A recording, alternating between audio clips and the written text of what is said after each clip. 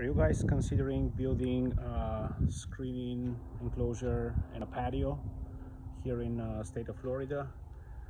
This is Stan Todorov with Preferred Shore Realty. So as a homeowner, I'm speaking of the name of the homeowner this time, just had this project finished in our family house, and I wanted to share a couple of things that we learned through the process of building this thing, county permits, contractors, stuff to do, maybe not to do, but just to be aware if you are going through this process, and what are the things that you should be looking for to make sure that this is that whole project complies, and what you actually need to look for, and make sure that you end up with a great screen enclosure, a beautiful patio, you enjoyed it, and then have no issues whatsoever after it's done.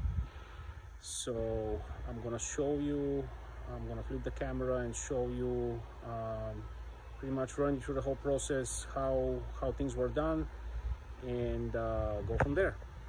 So as you can see, this is the complete project of the patio, paved patio, and the screen enclosure that has 3-inch insulated roof, a gutter, one door. So first thing we did was we actually decided that we're going to put the paved patio. This is really nice looking, high quality pavers, and the whole area, this is something that we actually did with I didn't think about this when I talked to the contractors who did the patio, but there's one very important thing. It's called footer. It goes from all the way from the edge of the house all the way around the edge here, and then around the other side. So there's actually concrete, about foot by foot concrete with the rebars underneath. The reason we did this around was because we told that we're going to be covering the whole patio with the screen enclosure, and later we changed our minds, and that was a mistake number one. So with mistake number one, we decided we're going to do a little bit smaller screen enclosure, but the problem happened when there was no footer in this area right here when the actual enclosure touches down the ground. That's a requirement by the county. This is one of the first inspection we actually had to do, that they send the county inspector.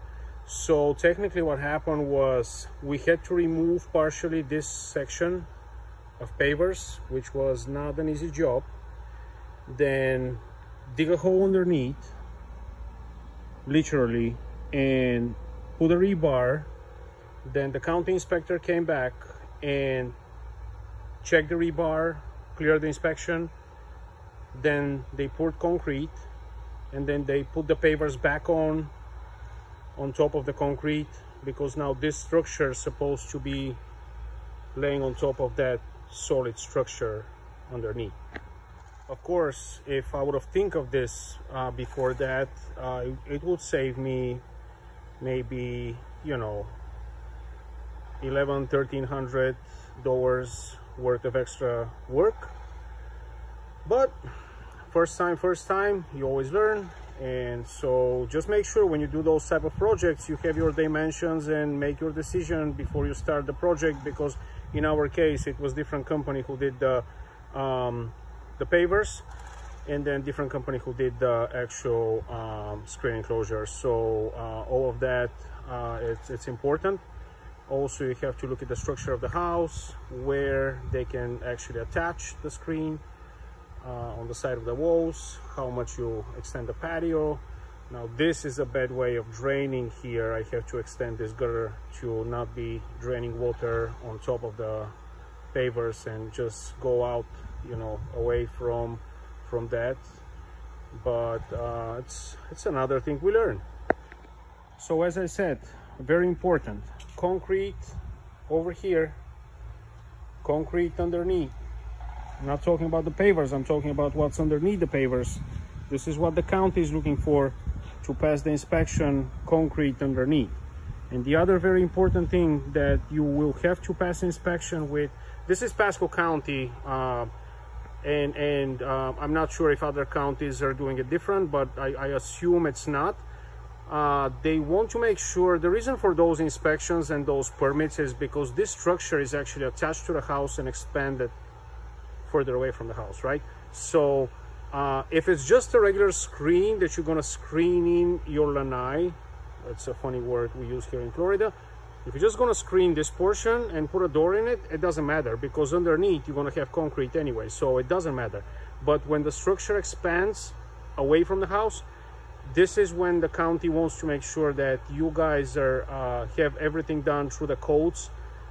This is in Florida because of, you know, weather, hurricanes, stuff like that. We're not in hurricane zone here, but still, codes are codes, and they have to be followed by everybody. So what I mentioned, another important thing, this thing here, this metal piece that stretches all the way to the other side, all the way down there, this is called a track. It's like a U shape.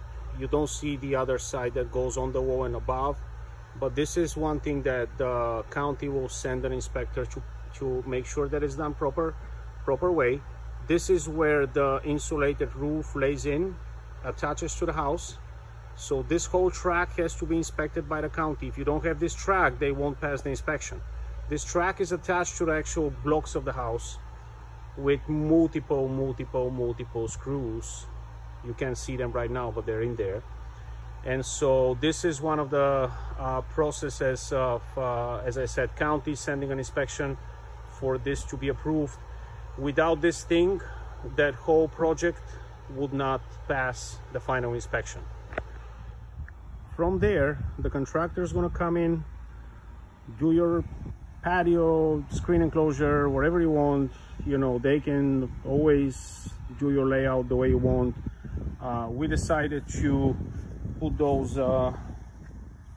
extensions of the bottom here, those metal pieces. It's not that close to the grass here, but on the other side is literally on close to the lawn. So the reason I wanted this was because when I do the edging around here, if it's just a plain net, I'm gonna damage it, and it's gonna have to come up to replace the net. So I didn't want that, so just a safety thing for not spending more money on changing and replacing the actual net. In our case, we decided we wanted to have one door, and the reason is my dirty grill that I have to clean is going to be there, and we wanted some space outside, but you know, you can see the handle right now, it's high enough so my little 3-year-old cannot open the door without me. Also on the inside we have a nice, you can lock the door as well. But one thing I like about the contractor who did our enclosure was the attention to detail.